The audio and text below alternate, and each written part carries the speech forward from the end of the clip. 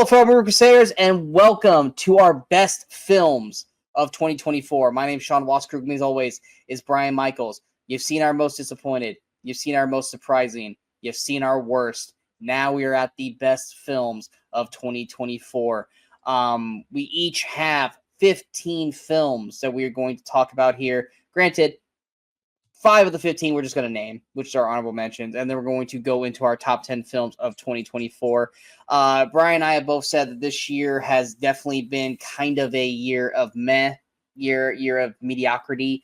There are movies that we have really enjoyed throughout the year. There's some movies that we've even loved throughout the year. I'll preface this in terms of how this year has been. This is the first year since 2013 that I have not scored a movie 5 stars. I've got a lot of 4.5s, but I do not have a single 5-star film this year, and that's been since 2013 for me since I've done that. How have your thoughts been on this? Yeah, I don't have any 5-star films. But then again, I don't tend to give a lot of 5-stars out right away. I tend to go like 4.5, and then after a while, if they still, I love them as much, I might give them an extra bump to 5 stars. I don't know that any will this year because the movies I love, in the top of my list, there's still just enough flaws, to keep them from kind of making that last little bit. But yeah, I mean, this year's been kind of all over the place because like you said, we haven't seen a whole lot that we hated. There's a couple we hated, but there's a whole lot of mediocrity. And then even when I'm compiling my top, when I got it down to 20 and then to 10, it's like, there's a few great films and then a lot that I liked. But, in many other years, they might not even make my top 10. But, these are still definitely all films I loved. They're my top choices of the year at this moment. My list is constantly in flux. Right up till 2 minutes ago, I was still resorting my order, and it'll probably change tomorrow. So we'll see. Let me ask you this, and I know your number is going to be way bigger than mine because you watch so many straight to streamings.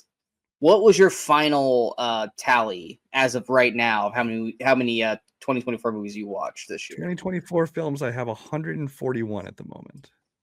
Jesus. And I'm at 101. Now, a lot of these are like your straight to VOD kind of movies or your things that I tend to watch that Sean doesn't usually pay attention to unless I tell him, this one's really good. Check this one out. Yeah. And Brian also lives in an area where he's got AMC and A-list, and I don't have AMC. You see a lot of them in theaters. And yeah. Exactly. There's a lot of movies. Like for the first time tonight, I got to watch A Real Pain, and that was not anywhere in my theaters. It's not on my list here, guys. It was good. It just wasn't my top 10.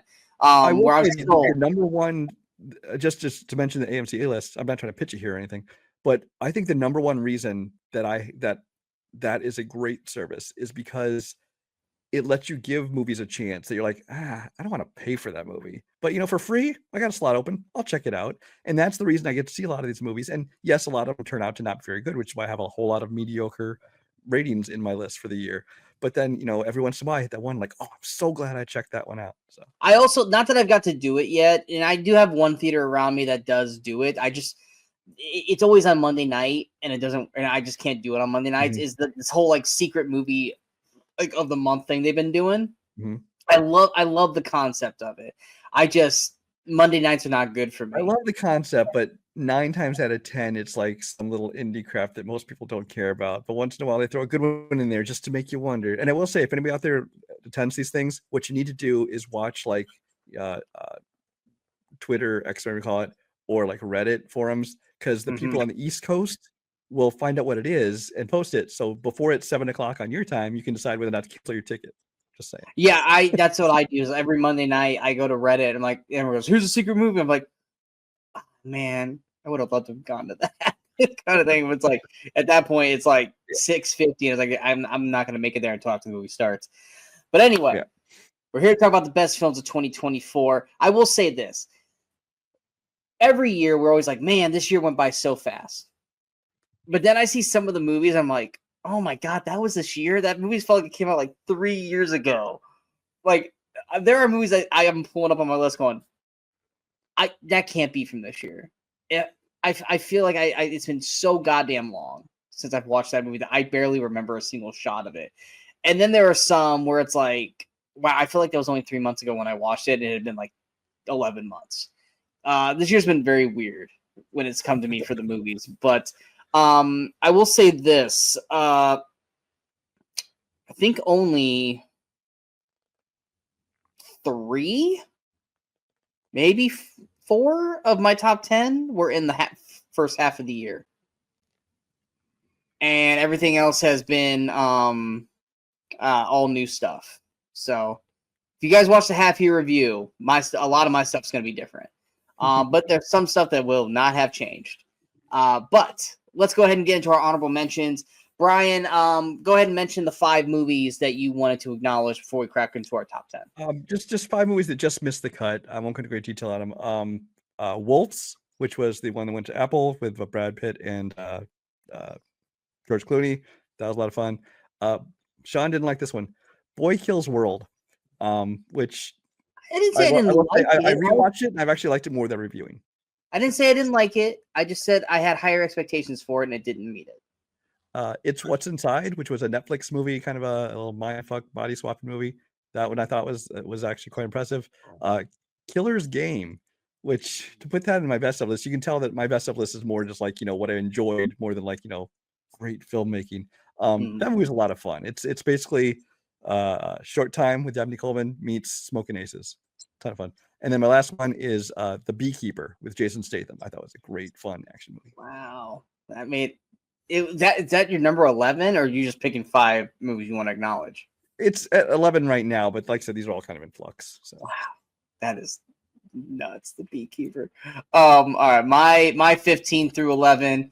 I've got Twisters. Loved the hell out of that sequel. The Ministry of Ungentlemanly Warfare. Like I said in my review earlier, the fun version of Inglourious Bastards. Kingdom of the Planet of the Apes. Was fully expecting this movie not to hit as well as the trilogy, but I thought it actually did a really good job. Surprised, unless this is in your top 10, I'm surprised it wasn't in your top 15. A Quiet Place Day One. Capitalized on what the first 2 films did and did a great job here with the 2 leads. And then I mentioned this on my most surprising films of the year, Transformers 1. Went into that, worried that it was just going to be a kiddie animated film. It ended up being the best Transformers movie that we've had so far. So that was my 11 through 15. And once again, we're going to preface this. If you haven't already figured it out already from our honorable mentions, our best of list is not the best films of 2024. Yes, these are our favorites. I'm sure, like I said, A Real Pain was a great film that is probably going to get Oscar buzz. But is it like one that I've thoroughly enjoyed as one of my favorite films of the year? No.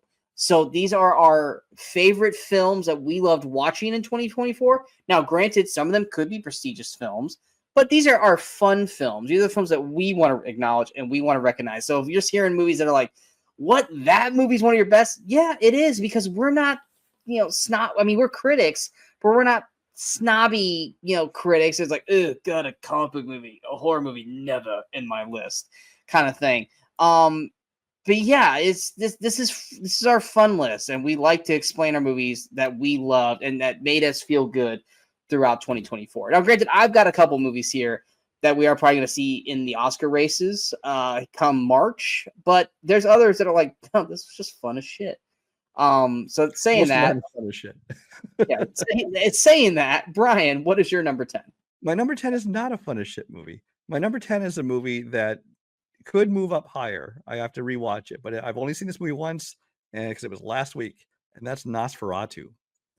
Nosferatu, obviously Robert Eggers, not generally my bag. Didn't like The Witch. Never saw The Lighthouse. What was that last one? Northman. I thought was like it's kind of a little more mainstream, and I liked it. And it still had that kind of artsy side to it, but I actually really quite enjoyed The Northman.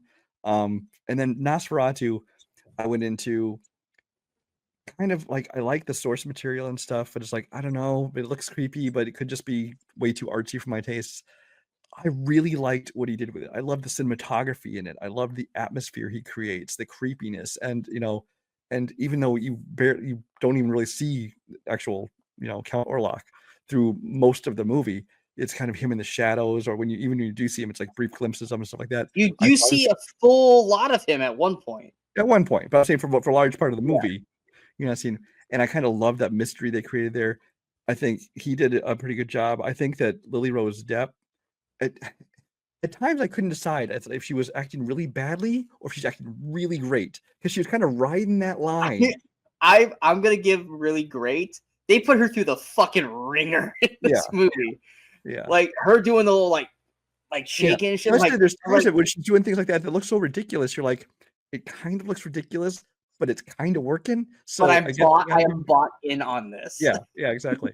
So I mean, this honestly, I might have put this, had I seen this before we made those lists, in most surprising, not because I'm surprised it's good, because I mean, this director has obviously done great work that's gotten a lot of, acclaim, but I didn't personally expect to enjoy it as much as I did, because he's just not my kind of director, generally speaking.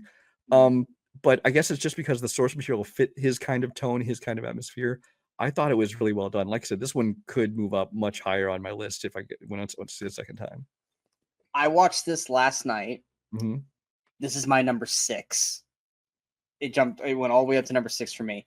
I did not watch The Witch, but I did watch The Lighthouse, which I thought was really, really good. I loved The Northman, and I was super excited for Nosferatu. The cast alone got me excited for this. I love how Robert Eggers shot this film. The utilization of the shadows and the whole thing. This is right in his wheelhouse of how he shoots his movies. He loves using the grays and the blacks, and he loves making you feel uneasy. And boy, this movie does a great job of making you feel uneasy. This is probably one of the best ensemble casts of 2024. Everyone in this movie is fucking great. Bill Skarsgård as Orlok. Wasn't a big fan of the big ass mustache, but he's doing something different. It's right to the time, but yeah. He was doing something different. I just not my bag for that for Orlok, but it is what it is.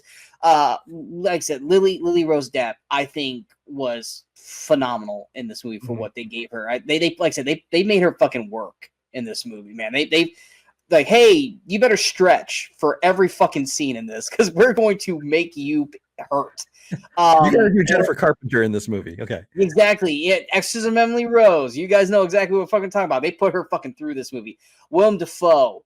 Him and Robert Eggers are like this, and I love it. He's phenomenal in this film. Aaron Taylor Johnson. Say what you want about Kraven the Hunter. He fucking brought it in this movie. This is the best thing, because like anybody who saw that and might have been ready to write him off, he kind of got to redeem himself like just a week or two later. Nicholas Hoult, dude.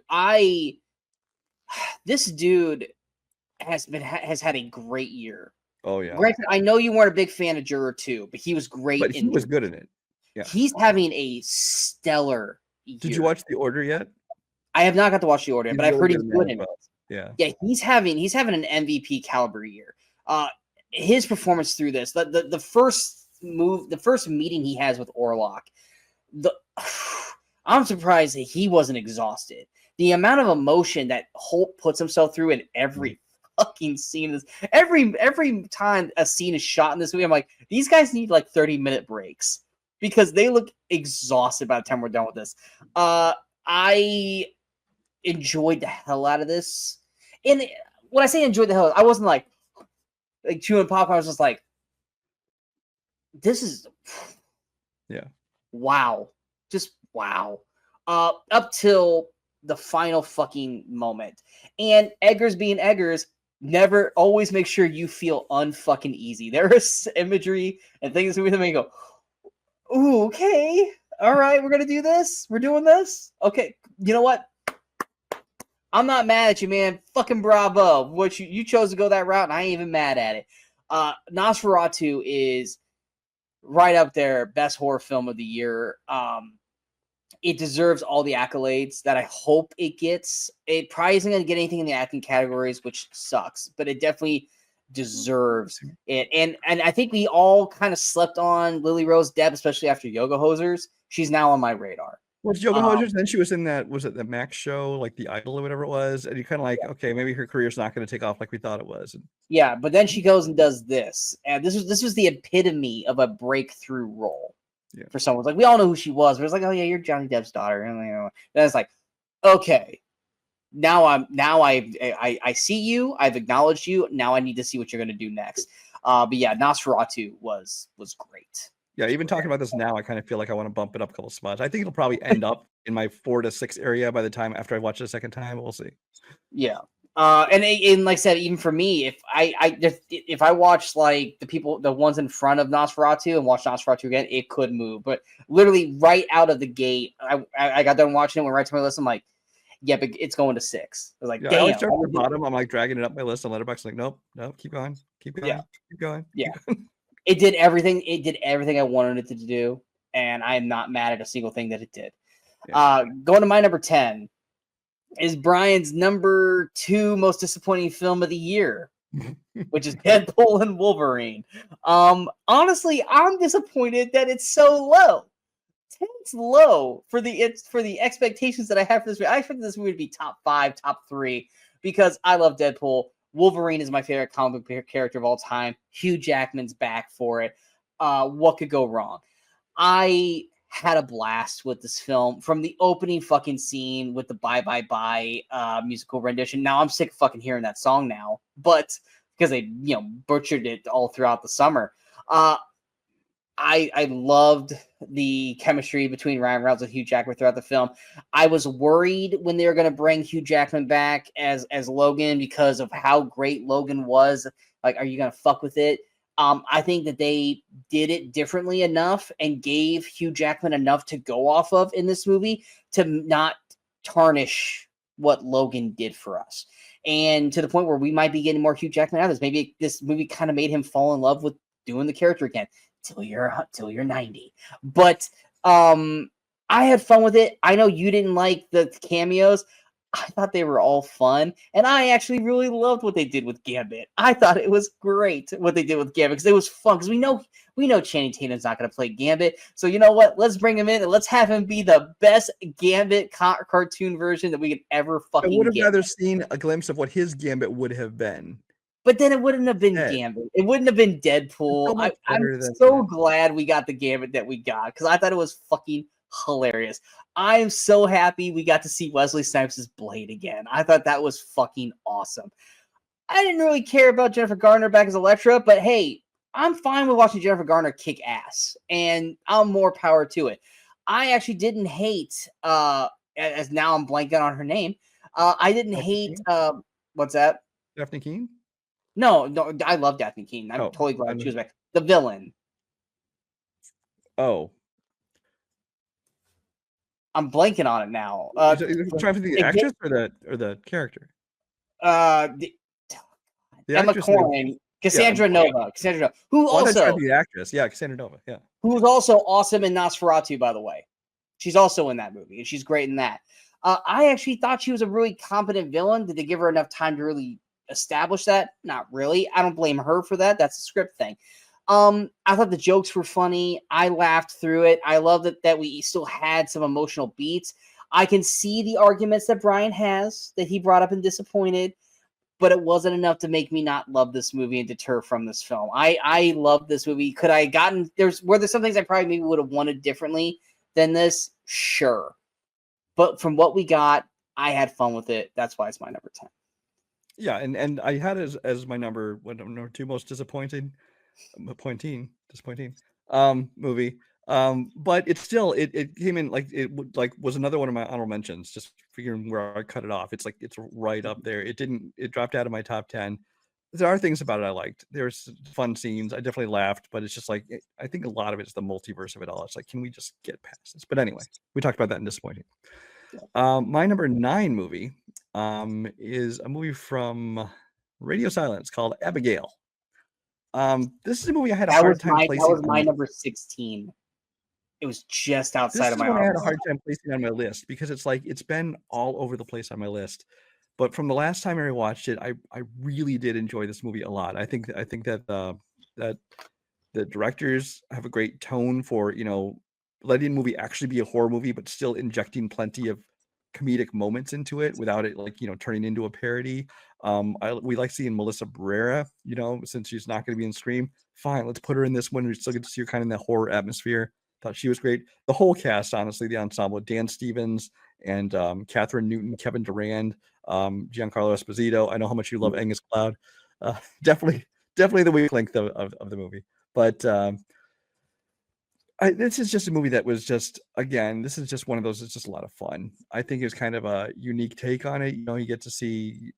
Okay, the trailers ruined it, but they're basically these people caught in. You have this little ballerina girl who turns out to be this vampire who's killing everybody. So it's like it's just this kind of original take on the genre, and especially from the guys at Radio Silence knows how to handle it well. I just enjoyed the hell out of this movie.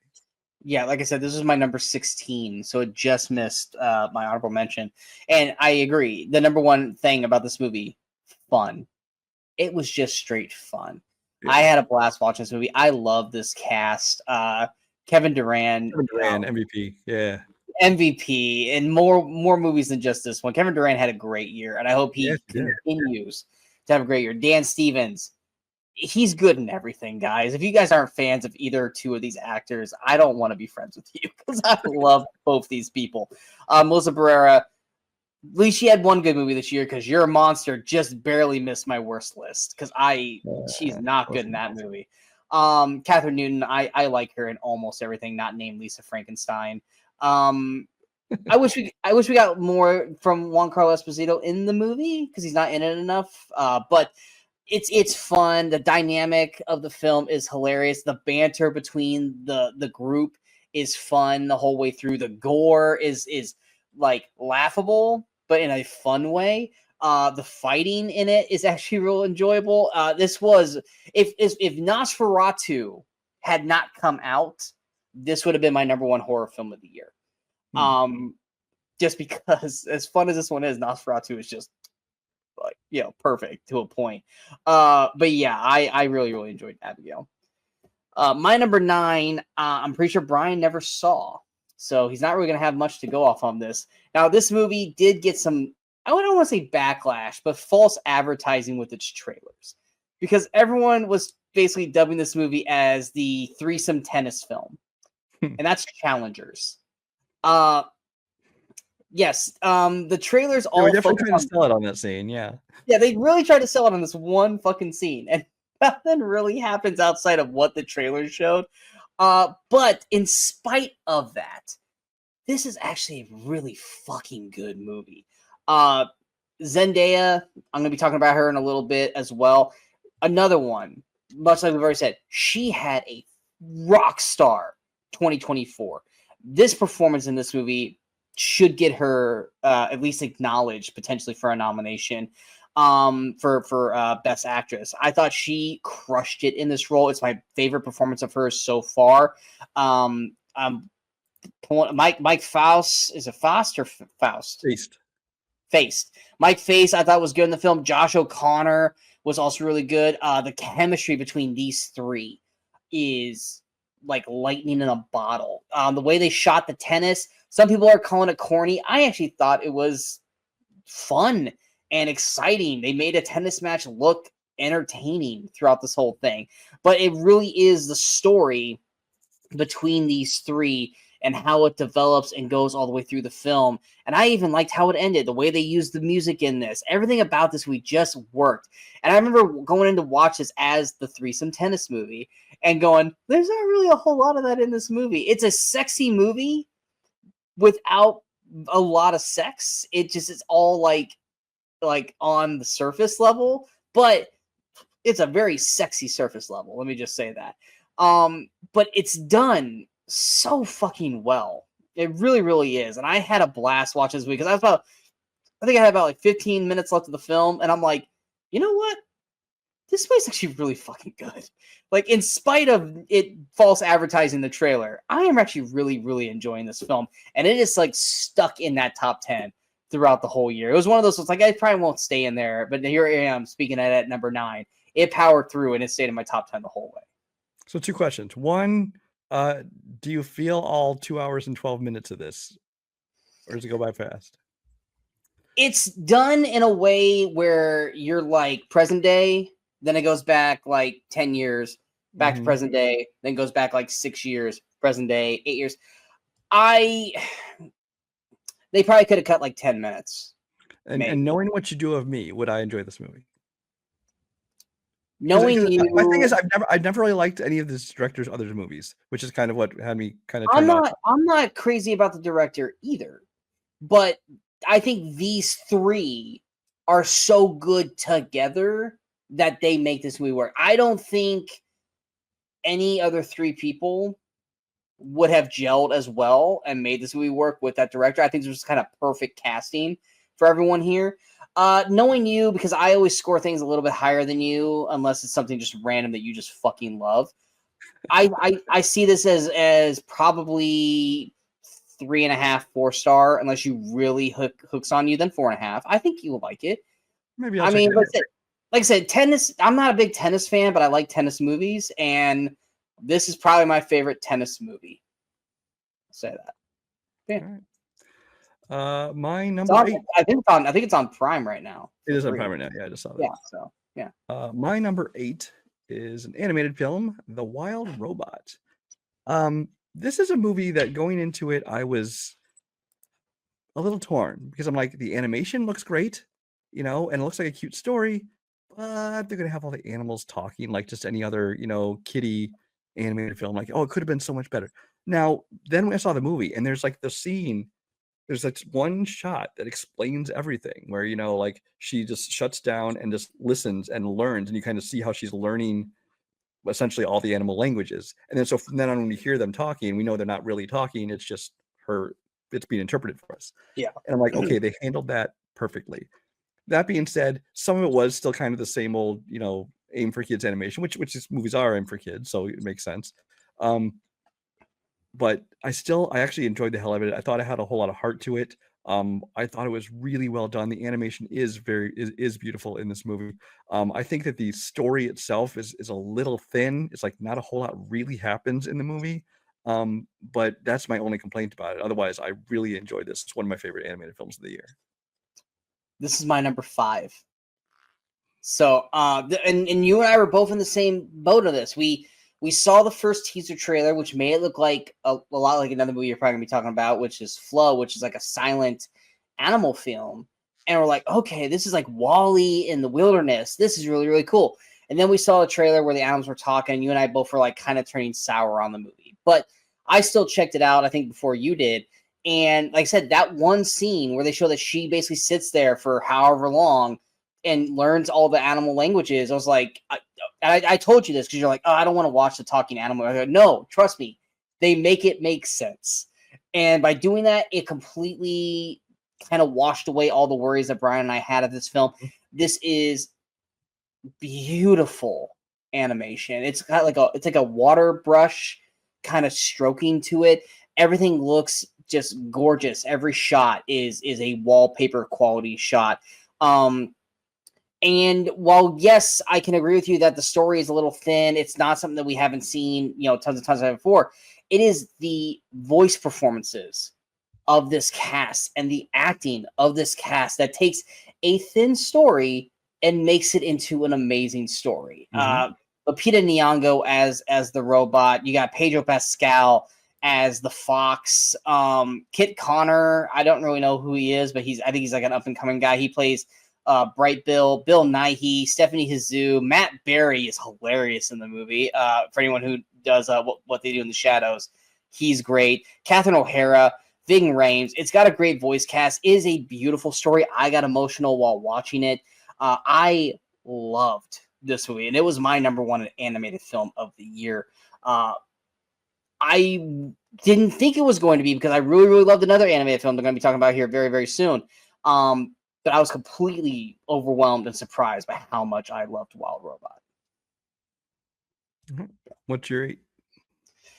My 8 is a movie that you're probably going to be talking about here a little bit because I know you loved this movie as well, and that's Furiosa, a Mad Max saga. I think this movie didn't need to be nearly as long as it was. We probably needed a little more of Anya Taylor-Joy in it, but when we get her, and this is not even a knock on the young actress who played young Furiosa, I think she's great. Anyway, I think she did a really, really great job. It's no Mad Max Fury Road, but it's also not trying to be Mad Max Fury Road. It's trying to be a completely different movie all on its own. Until basically the last minute where it really was like, nope, this is going right into Fury Road, which we both were like, well, then why didn't you just do, Charlize Theron then? But Anya does a great job of emulating Charlize Theron as Furiosa through the film. I think the action is still really good. I think visually everything looks great. But for me, I know it's not as strong as Brian's thoughts on it, but Chris Hemsworth is fucking amazing in this movie. I loved his performance. Prosthetic nose or not, Chris Hemsworth is the shit in this film. I never knew how much I loved Chris Hemsworth as a bad guy. Granted, I loved him as a bad guy in the Bad Times at El Royale, but that was just a small sample.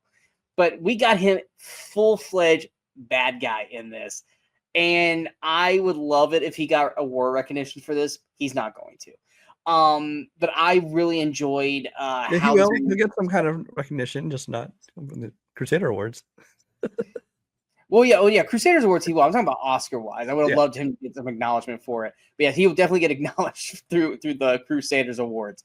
But yeah, I really, really liked what he did with this here. Like I said, it's not Fury Road, but it's also not trying to be. But yeah, I really enjoyed Furiosa.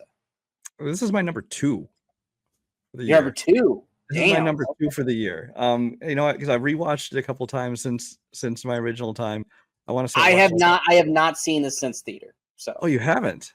No. I want to say I'm on like my 4th viewing of this thing already. And the first viewing of it, I really enjoyed it, but it did suffer from that thing of expectations because you're comparing it to Mad Max Fury Road and like, well, this isn't that.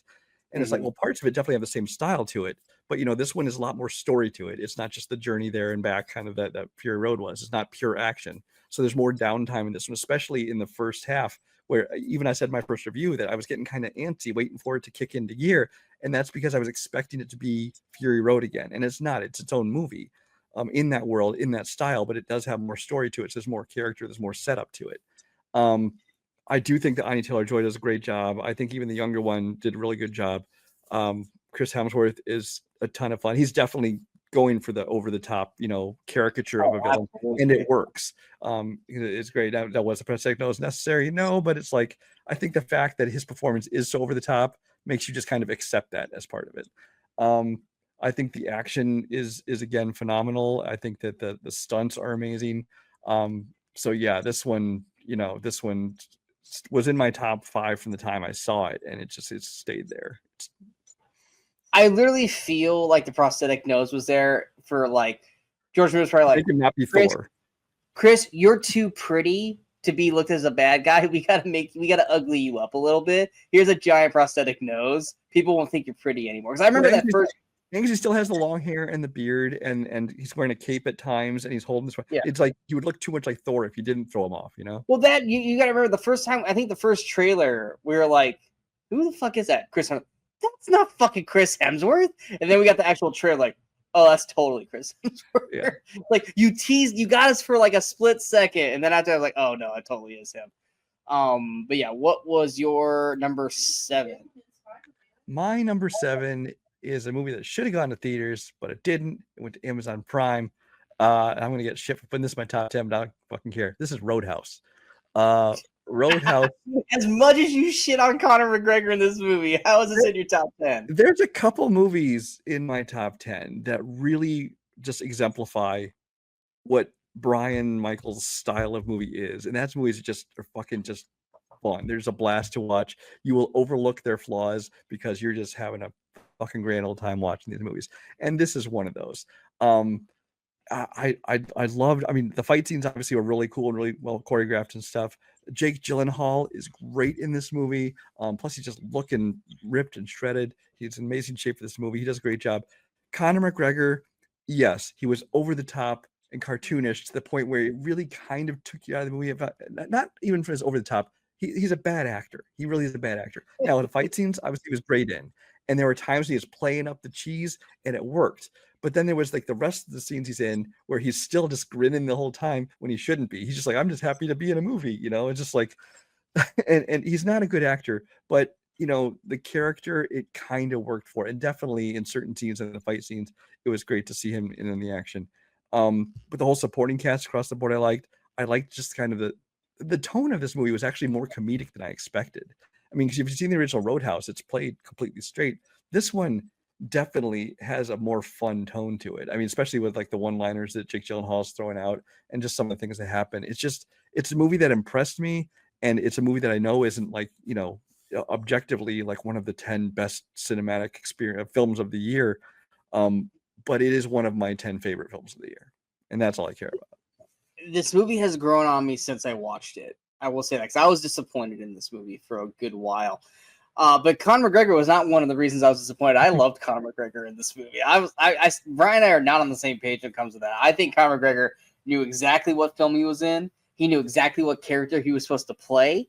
And I felt like he knew what he was supposed to do, and he did it flawlessly. You're not asking him to be the best fucking actor on screen. You're asking him to go out there and be fucking Conor McGregor, and he did exactly that. Exactly, which is why this still made as high in my top 10 as it did. Yeah. I still hate the opening scene with Post Malone. I still hate that scene with every fiber of my being. That's probably one of the I hate it so much. But yeah, Jake Gyllenhaal looks great in this film. And Billy Magnussen, great. Yeah, Billy Magnussen as well. Oh god, blank on his name. The henchman. I just called him out. Castro. Yes, I love that guy. He's great in this movie. He's one of my favorite parts of the movie. Had a lot of fun with the movie. It's definitely one of those popcorn flicks where you can just sit down, eat popcorn, watch this on Prime, have fun watching, just the brutality of it. I don't know if it's up there with Swayze's, because Swayze's is just like of its time. And I think that's why this was probably more comedic, because of just like, look, this shit worked in the 80s. It doesn't work for today. So it's got to be a little ridiculous. But yeah, I still have fun. I did love the relocating of it to, like, what was it, the Florida Keys instead of like whatever Hicktown South they were going for in the original one. Yeah. I loved kind of that tropical feel to it, but with the action going on. Yeah, we'll see what they do with this, with the potential sequel. And they're making a sequel. I think they said they were. Pretty sure they are. I guarantee Doug Liman's not doing it unless he gets a guaranteed theatrical release from it. I mean, if it does, it does. I don't think you and I are going to be mad about it if it comes back and goes straight. I'll be happy to see it no matter what. Yeah. My number 7 is my other animated film of the year, and that's another movie that Brian has not seen. Excuse me, and that is Inside Out 2. This is a film that I love. The first Inside Out. It's one of my favorite Pixar films. Wasn't necessarily excited for the sequel, because Pixar is, outside of Toy Story, Pixar is not the greatest when it comes to its sequels. They're really good at telling one great story, and then they try to build on that, and it just doesn't hold the same kind of weight. It doesn't hold the same kind of emotional kind of levity that other ones do, like I said, except for Toy Story. So when they announced Inside Out 2, I was like, well, if you were going to do a sequel for one, this one actually probably has the safest bet to work, because, Riley's going through, teenage years. She's going to go through, her hormones and puberty and all that kind of stuff. And the concept of the new emotions showing up, it definitely opens the door for a lot more stuff. And I think that this movie actually builds on what we get on the first one. There's elements that I really liked over the first movie, and there are elements in the first movie that I liked over this one. But I think it's a perfectly on par sequel compared to the first film. I think they both gel really well together. One's not better than the other. I think they're equally as good. The cast most of the cast comes back, because Bill Hader and Mindy Kaling did not come back. But they weren't really missed. They weren't really big focal points. They're always kind of like the side characters. Now, if Lewis Black had not come back as Anger, then you would have really started to kind of notice it not working. But I think the emotions that are there are great. I think all the new ones, Maya Hawke as Anxiety, I thought worked incredibly well. I think even the story that Riley's going through in this works really well as also. Everything about this movie just worked. It doesn't have the emotional weight as like the Bing Bong moment in part 1, but I still think that this did a really great job of further establishing the character of Riley, as well as allowing other emotions to come through. Now, yes, there is like a plot hole as to where were these emotions when they were like showing like the adults in one, where was anxiety and embarrassment and all them in their heads because we don't see them. We only see the core five, which you just kind of have to, shovel it off to the side. But nonetheless, Inside Out 2 was a very strong, capable sequel through Pixar, which aren't normally the best, and I actually enjoyed this one quite a bit.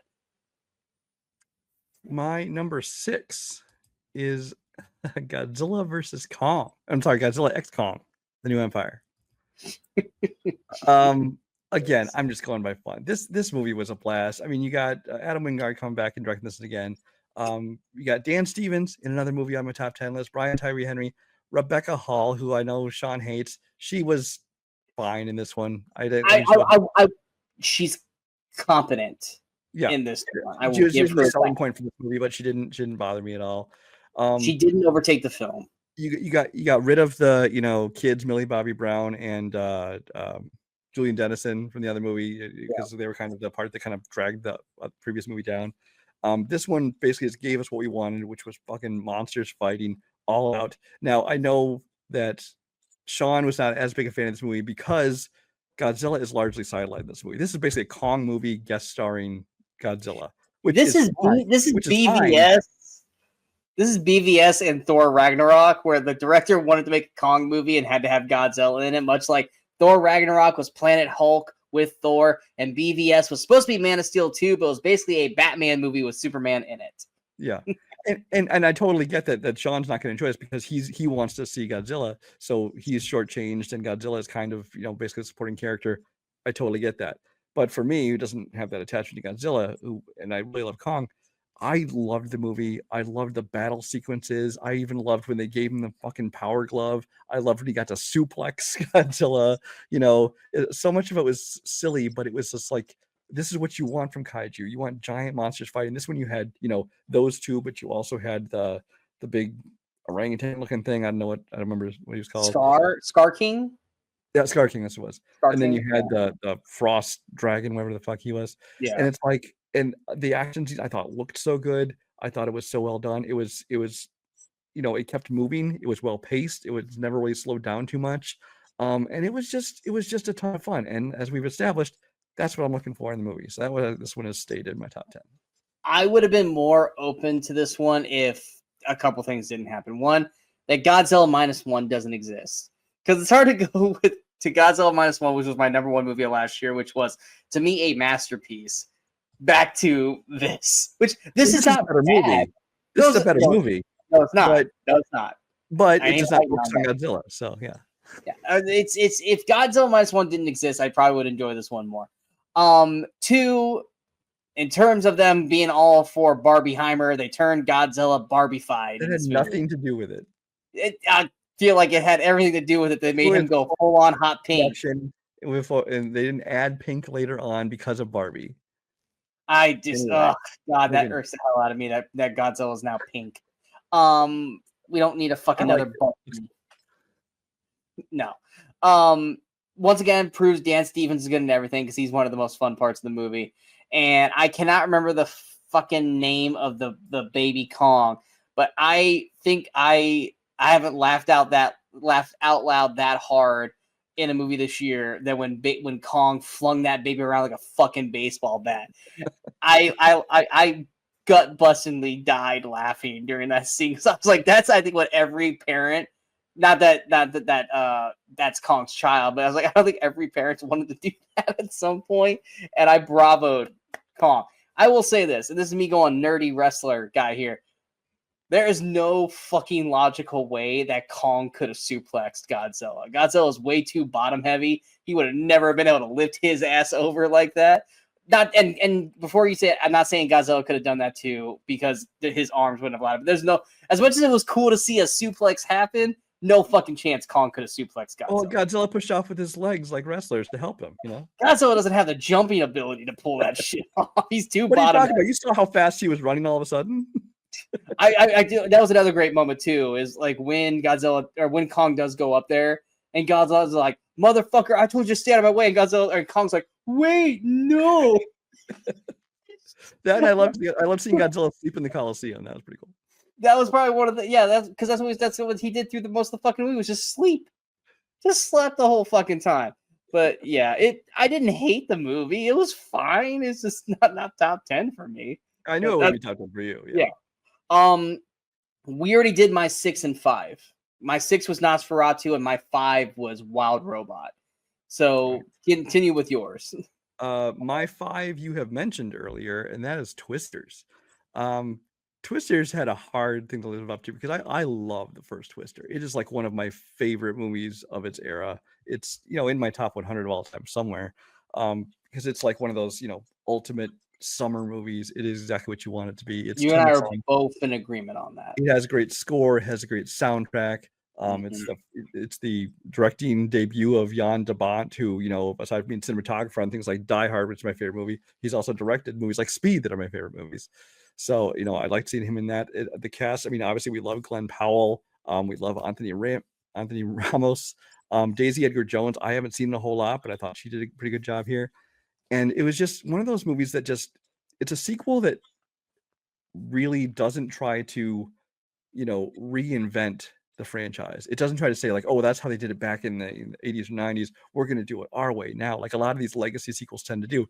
This one felt very much in the same world, which technically is in the same world because they're using the Dorothy at the beginning that the previous Storm Chasers developed.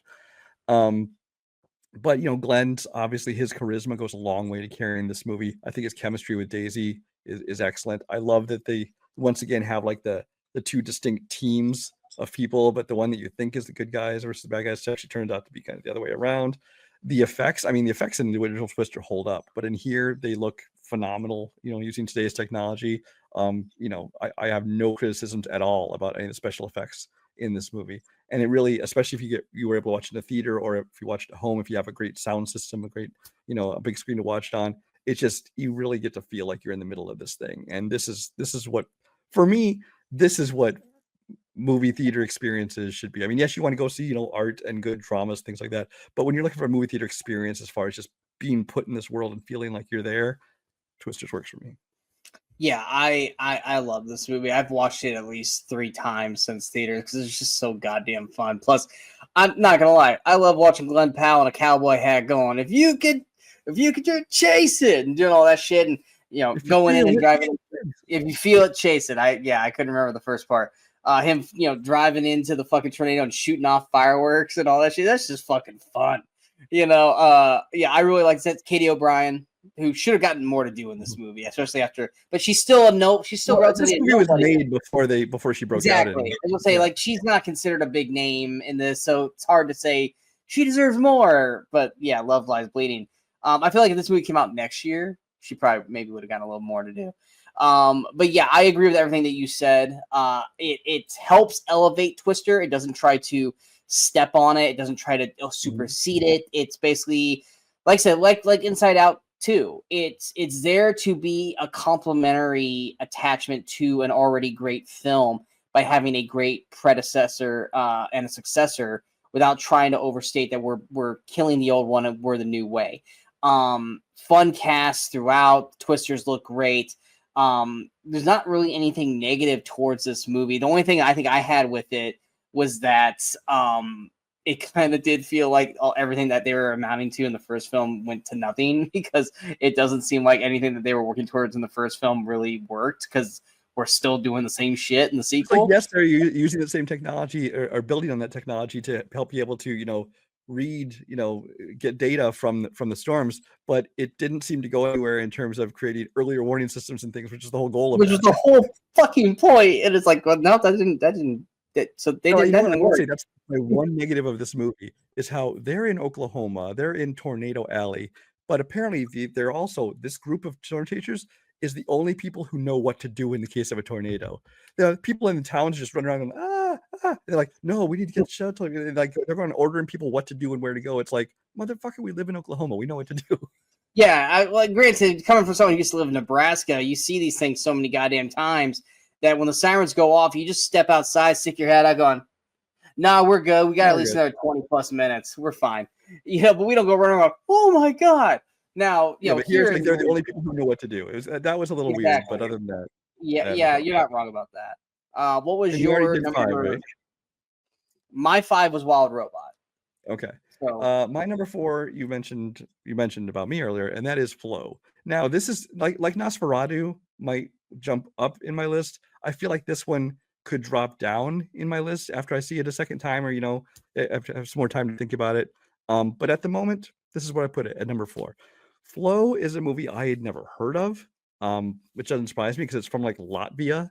It's an animated film with no dialogue whatsoever. It's just basically watching animation. I mean, there's obviously sound effects and there's some music and stuff to it.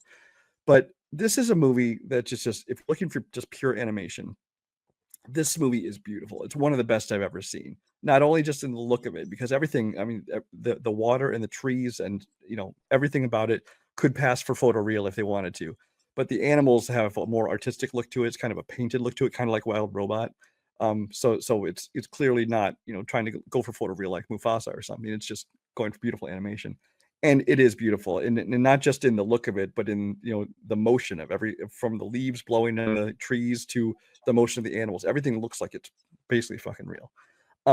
So from an animation point, I love this. From a story point, it's basically this whole big thing about found family, because it's basically this big flood happens. They don't try to over explain anything. You just accept this flood happens, and it's displaced all these animals, and they're kind of they slowly find each other and creating like this little family of all these different animals, some of them that would be predators to the other one in different situation, but they're learning to kind of get along and they help save each other and things like that.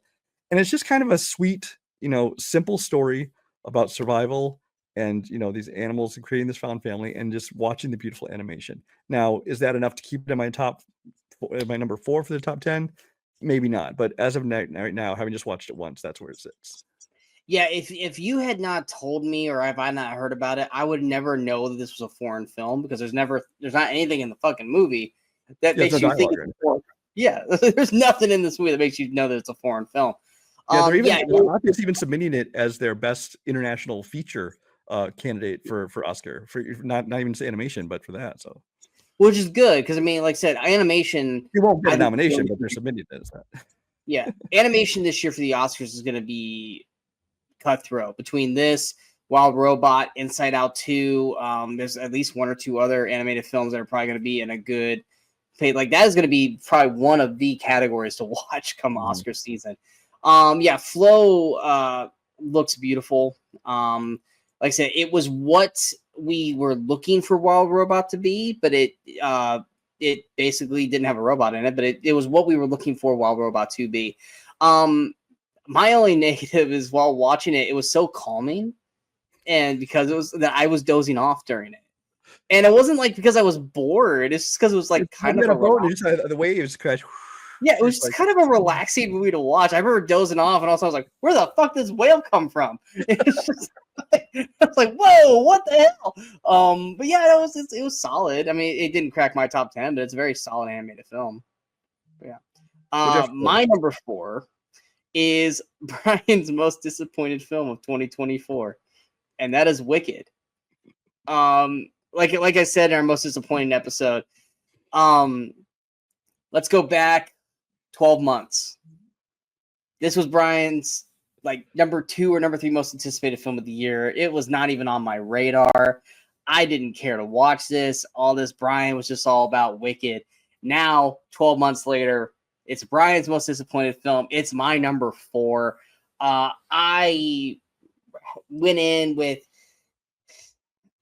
my expectations were growing as we were going towards it, and I think that's just because I started listening to like the original Broadway music of it, so I got like a general idea of it, and I was thoroughly surprised at how well this movie did. I wasn't necessarily crazy about the first number that they did in the movie. Like, I remember when this movie first started, I was like, it starts off a little weak. Yeah. Started off kind of rough. But it definitely grew as it went on. The performances of Ariana Grande and Cynthia Erivo are fantastic.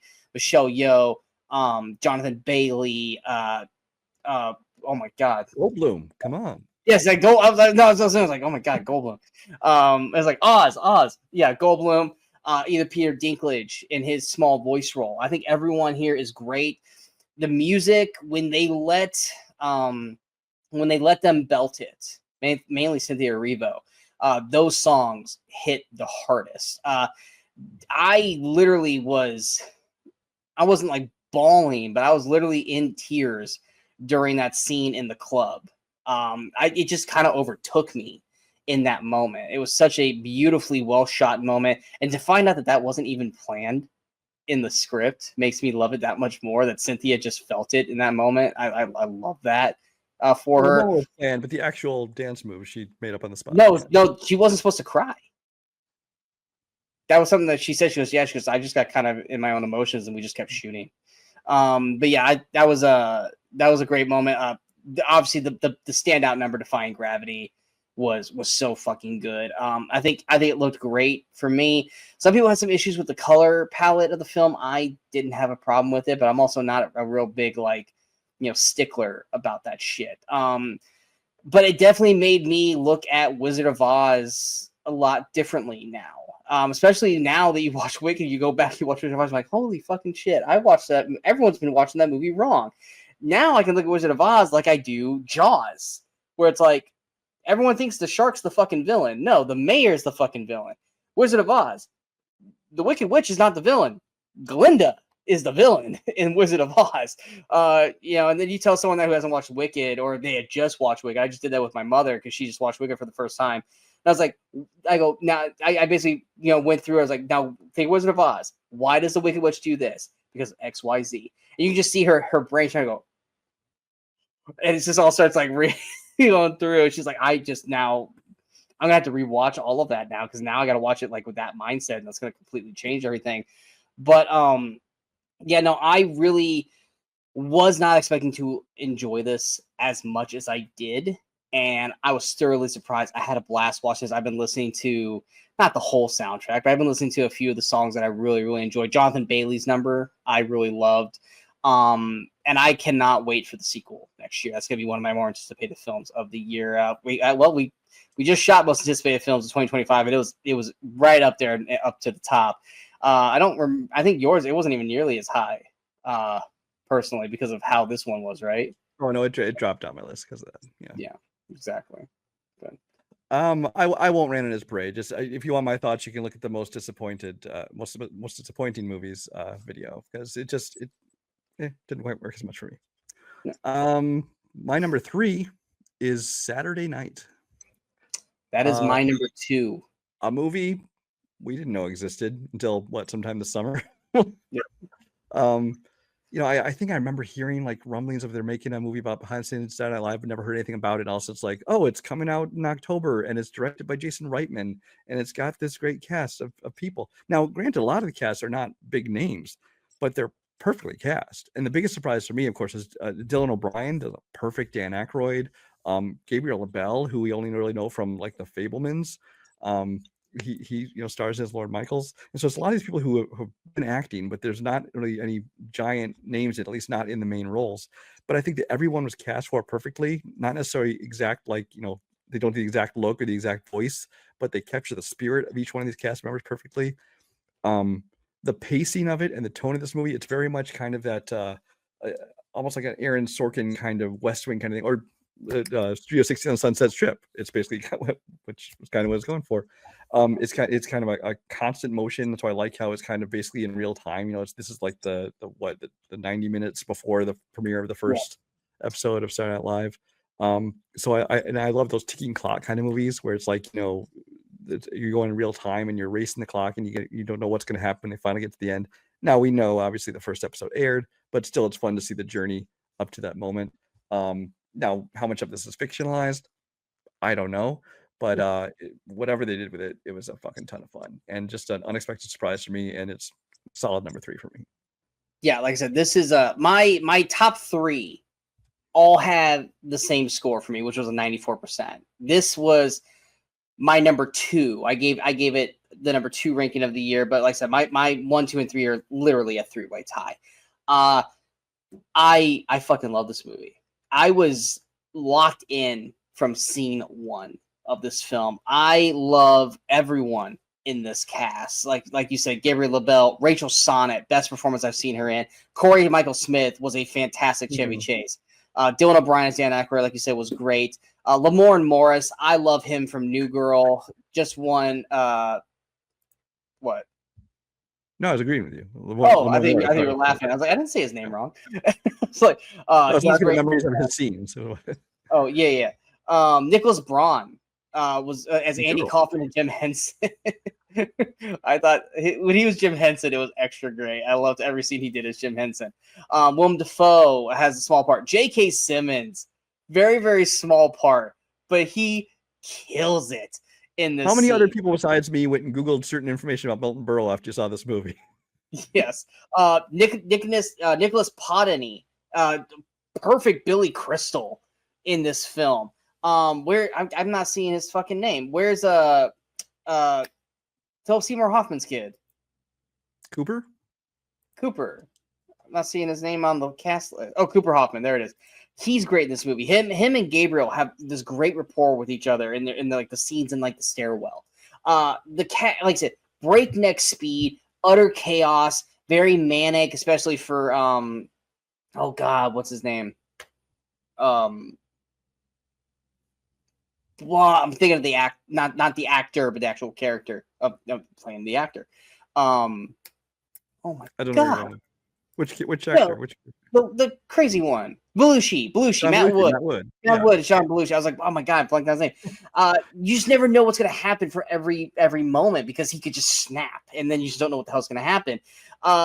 Everything about this movie just works for me. Top tier casting, top tier acting, script, direction, everything about this movie to me screams best picture, screams just, one of the best films of the year, hands down. I could watch this movie at least once a week and not get tired of it. And you and I were both in agreement. We would love to see a whole season of these guys just shooting the whole first season of Saturday Night Live, and it just being not the show, but the build up to the show every week. And then you can go back and watch like, hey, here's this week's episode of Saturday Night, and then we'll play the actual real Saturday Night Live episode after. I actually would have loved that. Or maybe in 5 years, do one with like the cast of that was on then, and then the cast of Saturday Night Live each decade. Yeah, I think that'd be great. I would love it. They won't do it, but it'd be fun. No, they won't. My number 2 we already talked about was Furiosa. Well, yeah, and so my number 3. Oh, you still have 3 to go. Sorry. Yeah, we both have. Your 2 is Saturday Night Live. Gotcha. Yeah, so I got 2 movies left. I got my number 3 and my number 1. I think we both have the same number 1. Right. Yeah.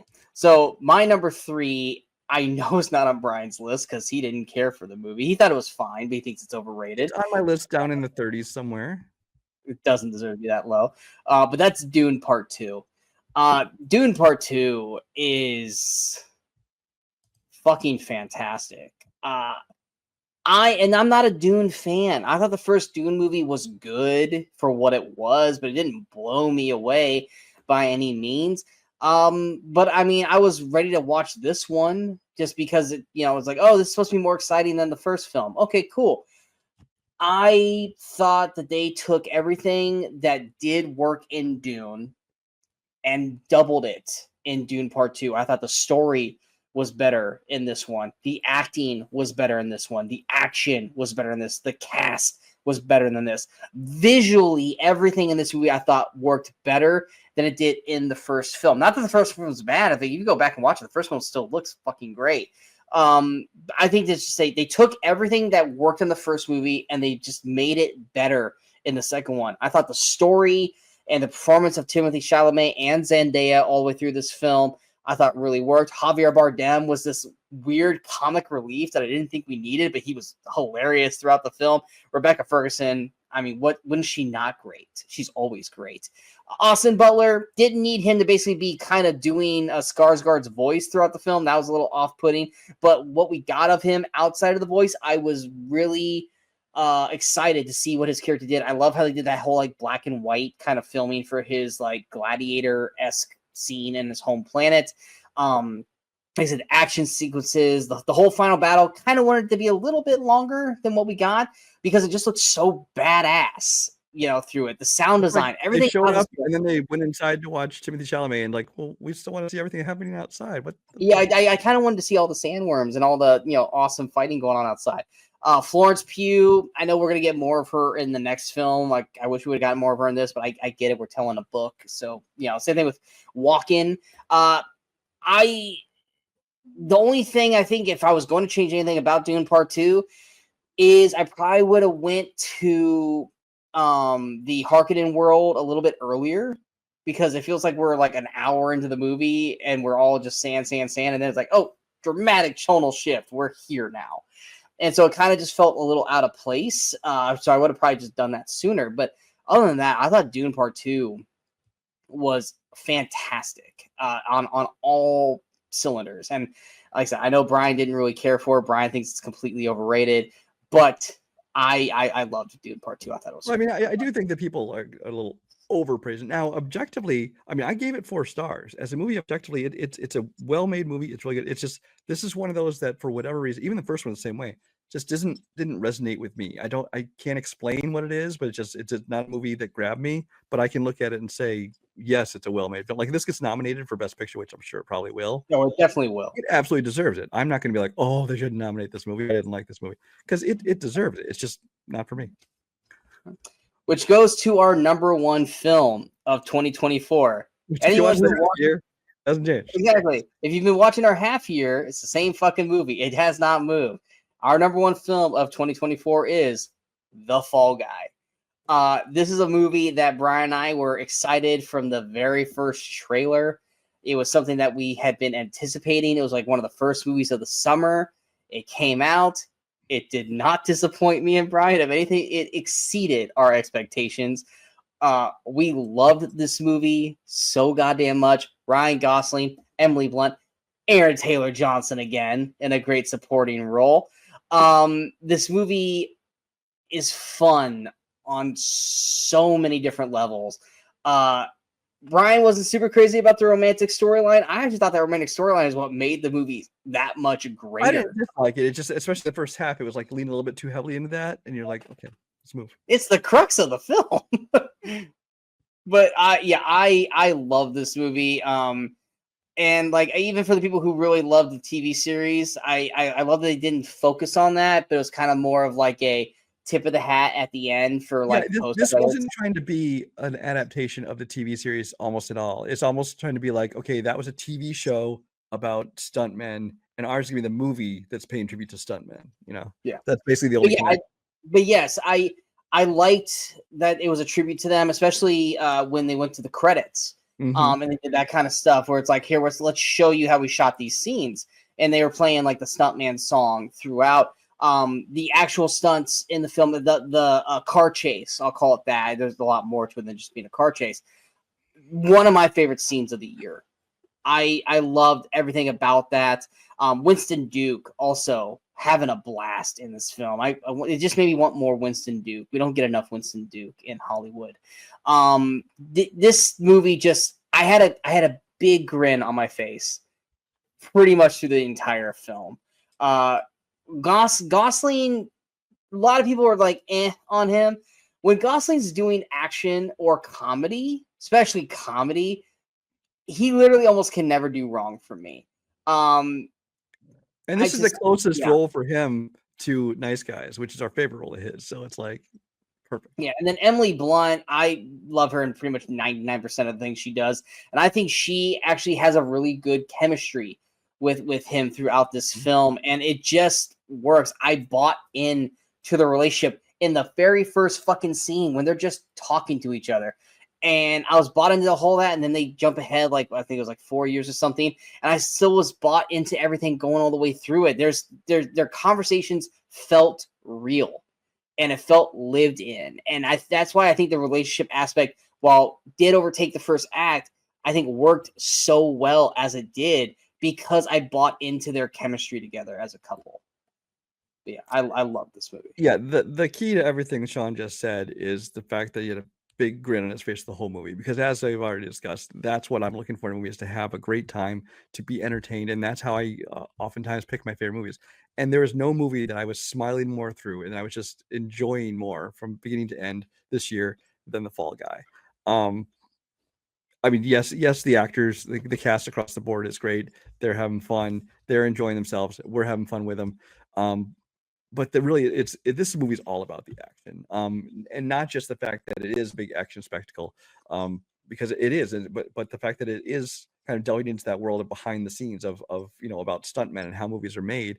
And obviously, because David Leitch, the director, used to be a stuntman and then a stunt coordinator, and now he's the head up, he's the head of this company that does stunts for so many other films. This is the movie he always wanted to make, to kind of give stuntmen their due, but at the same time, it's not just a behind the scenes look. It's still a great action film in itself. The action is done great. Well, like you said, with the car chase and everything like that, it's so much fun to watch. If you're the kind of person that's into like behind the scenes of how movies are made, especially action, I've always told people they should go watch now. There's a 6-episode miniseries on Peacock called Action. It's a documentary about this company as they made Violent Night and then this movie. And it's so much fun to watch, like how they're doing these things. Kind of like picture that ending, montage of this movie, but like spread out over 6 like half-hour episodes. Ton of fun to watch that. But yeah, I've always loved David Leitch's direction. I love, the comedy in this. It's basically an action comedy. This one, it feels very much like in the same vein as Bullet Train, which David Leitch just directed, a couple of years ago. It's just in some of the same cast in it too, with Aaron Taylor Johnson, some of these people. So, I've said it before, but this is just, I'm looking for fun, and this is the most fun I had in the movie theater this year. Yeah, and also big shout out to one of the funnier moments of the year of Aaron Taylor Johnson doing his best Matthew McConaughey impersonation. And there's so many people who don't get the joke. And I remember being in the theater when that scene was going on and just busted a gut. And I was the only one in the theater laughing at that scene. And I felt so sorry for everyone who wasn't getting what the joke was. Because I thought it was we were practically the only people in the theater at all, because nobody went and saw this movie. God damn it! I hate you all. Yeah, that and Furiosa. Like, how can you guys all not go see this movie? Like, and yet the movies that did make money, oh my god, just yeah. But anyway, those are our best films of 2024. We guys hope you enjoyed this episode. If you guys did, go and hit that like, share, and subscribe button to the channel so you guys stay up to date with all the latest videos pop up on the Movie Crusaders. And of course, you have to follow us on all the social media outlets you see below. Let us know in the comments below, what were your favorite films of 2024? Were they on this list or were they not on this list? Let us know. Out right now, you have the worst films of 2024, the most surprising films of 2024, and the most disappointing films of 2024. And also our very Movie Crusaders Christmas, where we talk about Christmas movies during that episode. They're all out right now. We are into the new year, which usually means it's January, which usually means not a whole lot of movies coming out. It's usually where all the Oscar baity films are being released that were already released in 2024. They're getting wide released.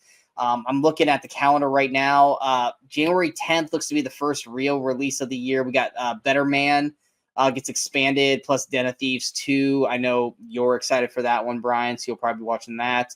And then January 17th, we have September 5th gets expanded, Back in Action on Netflix. Wolfman comes out.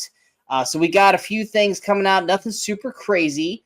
But also in January, the 4th annual Movie Crusaders Awards, where we will be giving out all our awards for everything 2024, except for the Best Actor, Actress, Supporting Actress, and Supporting Actor, Director, and Best Picture. We save those for our Oscar episode, which that won't be coming out until like March when we get closer to the actual Oscars. But everything else will be on the Movie Crusaders Awards. I already know that we are going to have a heated exchange coming up with the nominees and picking the winners for that. There's been some discussion of if we need to break things up. We're kind of figure this out. Yeah, we may need to. There's a lot of categories that are going to have some very difficult conversations. So we may have to do some changing around here and there, but that will be out sometime here in January. So we hope you guys tune in for that. And we hope you guys enjoyed 2024 as much as we did. And here's hoping that 2025 will be the year of yes and not the year of mediocre. But we can only hope, because 2025 slate, assuming that everything comes out the way it's supposed to come out, this looks like it's going to be a very, very fun year. And we hope you guys stick around and join us through that. Also, this episode right here, we're over 600 videos on the channel, everybody. Yes. Disappointing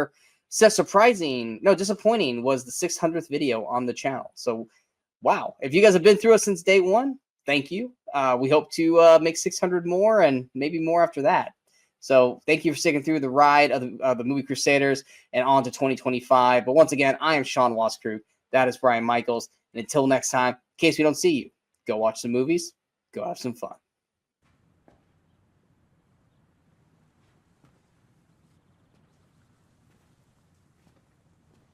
You're still here.